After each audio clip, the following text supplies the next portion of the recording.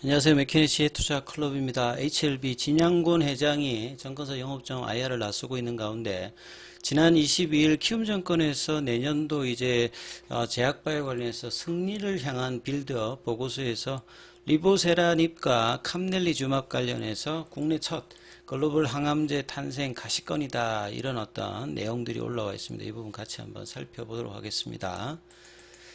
자, 진양곤 회장의 정건사 영업점 IR 관련되는 부분, 그리고 그동안 2008년 이후 최종 이제 FDA 허가를 앞두고 그동안 버티는 힘이 있었던 HLB, 그런 어떤 근거들이 막연함이 아니었음을 이제 보여주는 어떤 내용들이 최근에 많이 나오고 있죠. 자, 국내에서는 첫 번째로 FDA 통과하는 항암제 관련된 어떤 탄생이 가시권이다는 기사입니다. 내용을 좀 살펴보면요. 항암제로서는 이제 국내에서는 FDA 허가에서 받은 어떤 이제 신약이 아직 없는 상태인데요. 리보세라니까 캄넬리주맙 관련해서 허가가 되면 사상 최초의 어떤 사례가 나옵니다. 그래서 이런 어떤 이제 분위기상에서 최근에 이제 진양곤 회장도 이 정건사 영업점 관련되는 부분 IR을 놨으면서 이 허가 관련되는 기대감이 높아지고 있죠. 이런 가운데 키움에서 22일 승리를 향한 빌드업 관련해서 HLB의 리보세라닙, 이 캄넬리주맙 관련해서 병용요법의 신약 허가에 관련되는 기대감을 좀 표명을 했습니다. 해당 보고서는 리보세라닙 캄넬리주맙의 이제 병용요법 간암 1차 치료제 승인받을 것으로 전망하며 이제 그동안 한 2, 3년 동안 제약바이오 관련되는 부분이 2021년도 7월달 이후에 이제 주가가 계속 이제 내리막인데요. 그래서 장기간 이렇게 부진했던 이유가 매크로 변수인 금리단의 고금리 상황인데, 이게 이제 내년도부터 이제 완화되기 때문에 성장주인 바이오 관련된 어떤 투자 심리, 그리고 이제 신약 개발 어떤 기대감이 있는 업체들 중심으로 내년도에 어떤 주가 반등이 나올 가능성이 높다, 이렇게 지금 이야기를 하고 있는 상황입니다. 그래서 그 보고서 관련되는 부분을 살펴보면 이게 한 75페이지 정도? 키움증권에 가면 누구나 무료로 뭐 다운받을 수 있으니까 이 제약바이오 관련해서 종목들 관심이 있으신 분들은 꼭 한번 10월달, 11월달 보면 내년도 전망치가 많이 나오거든요. 꼭 한번 읽어보시고 또 이해 안 되시는 분들은 질문하시면 또 답변 드리도록 하겠습니다. 보통 축구 경기할 때 이렇게 공을 수비에서부터 만들어오면서 공격 가는 걸 이제 빌드업 과정이라고 하잖아요. 그래서 이 빌드업 과정들을 제약바이오에서 특히 이제 HLB도 이런 빌드업 과정을 오랫동안 뭐 해왔던 회사 중에 하나입니다.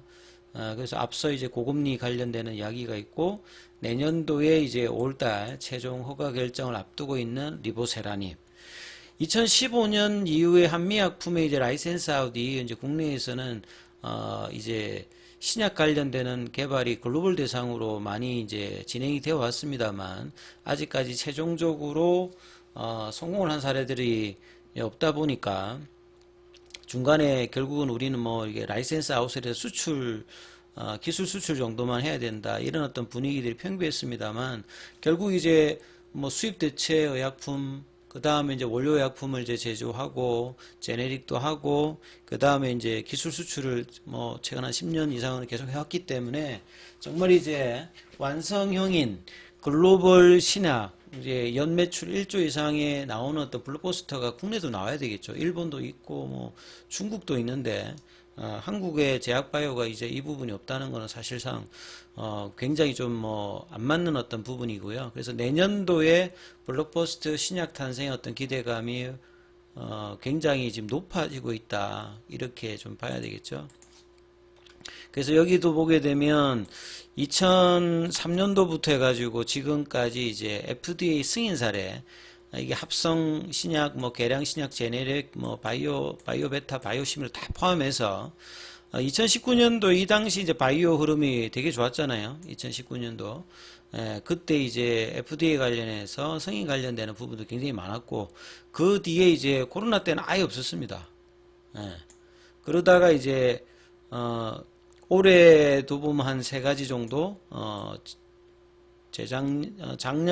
작년에 뭐 2개 정도, 내년도 보시게 되면 한 5개 정도, 2025년도에도 한 4개 정도로 상당히 좀 이제 기대되는 어떤 흐름인데 여기 이제 리보세란이 또 들어가 있습니다. 그래서 이 기대감이 이제 결과로 반영돼야 되는 어떤 시점이다. 이렇게 봐야 되겠죠. 요런 어떤 상황에서 이 정권사 지점 대상으로 이제 그 IR 관련되는 부분이 2024년도 2017년도 이어서 오랜만에 이제 진양군 회장이 직접 6년 만에 지금 지난주에는 저기 뭡니까 유한타 정권 압구정 금융센터에서 이제 IR을 했고 이번 주는 이제 메리츠에서 한다라고 하는데 아직 기사 관련되는 부분 확인은 좀 안 되고 있는 상황인데요. 그래서 이제 이런 어떤 자신감 있는 게 단순히 기대감만 높아지는 게 아니라 이 임상의 어떤 데이터와 지금 베스트 인 클래스에서의 어떤 비교 대상의 어떤 약물들과의 어떤 장점들이 계속 이제 부각이 되고 있는 상태죠. 특히나 간암 시장 자체는 미국에서도 상당히 이제 급속도로 올라가서 뭐 2030년 이내에 10조 정도가 넘어갈 것으로 이제 시장 규모도 이제 성장을 하고 있고요. 2020년도에 허가받은 이제 로슈의 디센트릭 아반스틴 여기가 한 70%가 넘고 아스트라제네카의 작년도에 허가받았던 임핀지 임주도가 한 15%거든요. 여기는 1년밖에 안 됐는데도 상당한 속도로 이제 점유율이 올라가 있는 부분이잖아요. 근데 이제 간암 같은 경우에는 간 기능이라든지 기저질환이 있기 때문에 치료제를 선택할 때도 굉장히 이제 여러 제약 조건이 있습니다. 그래서 뭐 발병 원인에 따라서 뭐 아스트라제네카 제품 같은 경우에도 마찬가지고 로슈의 제품들도 이제 간 기능의 어떤 상태에 따라서 쓸 수 있는 것도 있고 쓰기 위해서 로슈 제품 같은 경우에는 이 출혈 관련되는 부분을 확인하기 위해서 이 내시경 관련되는 부분을 해야 되는 어떤 여러 가지 뭐 제약 조건도 있고 그래서 이런 부분들 상관없이 원인에 상관없이 이제 범용적인 이제 언맷 니즈를 만족시켜주는 통계적 데이터 관련되는 부분을 확보한 게 리보세라님 관련해서 병용요법이고요. 그리고 이제 이 아바스틴 같은 경우에는 많이 사용되고 있습니다만 간 기능이 조금 떨어지는 어떤 부분에서는 약효 또한 떨어지기 때문에 제약적인 어떤 부분들이 있다는 거죠. 그리고 위장관 출혈이 있는 환자에게는 쓸 수 없는 부분들, 여기 이제 BGFR 관련되는 부분을 할 때 이제 벌어지는데 리보세라인 같은 경우에는 이제 이런 부분들이 크게 지금 문제가 되고 있지 않죠. 그래서 이제 이런 부분들이 뭐 란셋이라든지 JHEP 같은 리포트에도 이 부분이 있고요.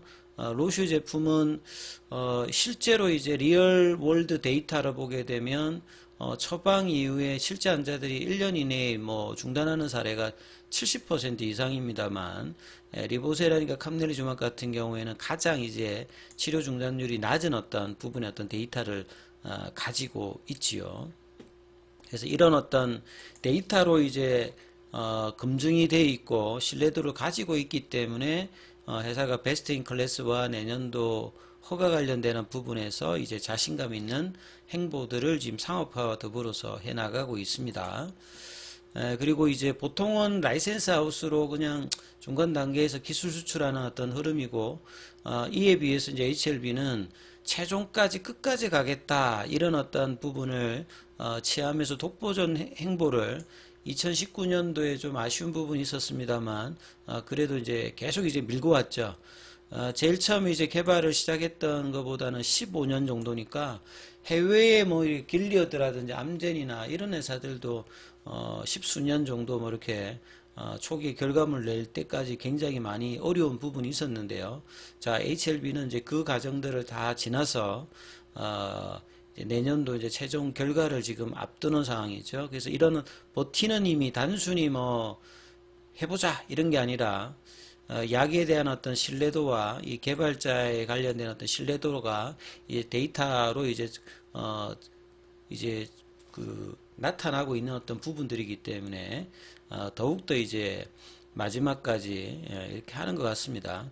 그래서 진양곤 회장이 이제 이번 IR에서도 뭐 아주 상징적인 이야기를 했잖아요. 마른 갈대밭에 누군가 불을 붙이기만 하면 상황이 완전히 달라진다. 그래서 이 시점이 내년 한 3월 정도에 캄넬리주맙의 그 CMC 관련해서 라스트 사이클 리뷰가 어떻게 되냐에 따라서 뭐 여기만 넘어가게 되면 이후에 뭐 라벨링 관련되는 부분에서 5월달입니다만 4월달에도 언제든지 뭐 이렇게 결과는 나올 수 있기 때문에 이제 이제 내일부터 12월달이니까요. 이제 진짜 뭐 몇 개월 안 남았습니다. 그래서 주가 관련되는 부분이 이제 이 부분이 어떻게 이제 반영하느냐 속도 차이만 좀 나올 건데요. 자, 오늘 항서제약 같은 경우에는 0.73% 여기도 조금씩 지금 이제 11월 말에는 조금씩 움직이고 있어요.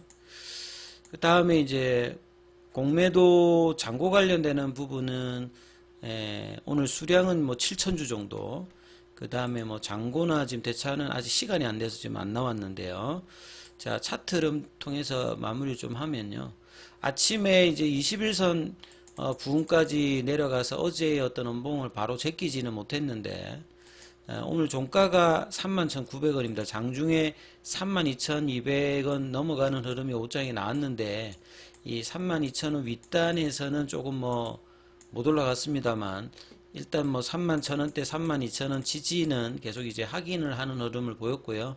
시간에 지금 한 50원 정도 올라가 있고 아침에 이제 프로그램 쪽에 이제 매도 흐름들 조금 보였던 부분이 결과적으로 이제 플러스로 계속 이제 9일째죠. 9일째 플러스 흐름들을 계속 보여주고 있고요. 그리고 이제 거래원 순간 거래량에서는 아침에 나왔던 그 부분 말고는 좀 나오진 않고 다 이제 HLB 관련주들은 소폭의 이제 음봉 조정인데요. 그래서 이제 12월 달에는 11월 달에 좀 초반에 공매도 금지 이후에 야 35,000원을 바로 넘어가겠다는 이런 분위기들이 이제 상승 갭을 메꾸고 난 다음에 반등이 이제 조금씩 나오면서 34,000원, 32,000원까지는 갔죠. 그래서 결과적으로 이제 12월 달에는 이 35,000원대가 넘어가고 그 다음에 연내에 이제 뭐 기대감이 좋다라고 하면 내년도의 어떤 기대감이 이제 선제적으로 좀 더 반영이 된다면 이 4만원 라인, 이 35,000원, 4만원 라인을 어떻게 이제 뚫느냐. 지금 거래량으로는 안 되고요. 좀 더 이제 이런 거래량이 들어와서 이제 넘어가야 되는 어떤 흐름들이 분명히 발생을 해야 되는 거죠. 그렇게 올라가야 이 3년 동안에 진행되었던 장기 이제 하락 추세를 극복하면서 이제 올리는 모습들이 나와야 주가의 어떤 제대로 된 어떤 반등세가 상승세가 좀 나타나니까 자, 이 흐름들이 이제 내일은 주말을 앞두고 있는 금요일이고 12월달 첫 번째 거래일이니까 또 어떻게 될지 이 부분 잘 살펴보셔야 될 것 같습니다. 여기까지 하겠습니다.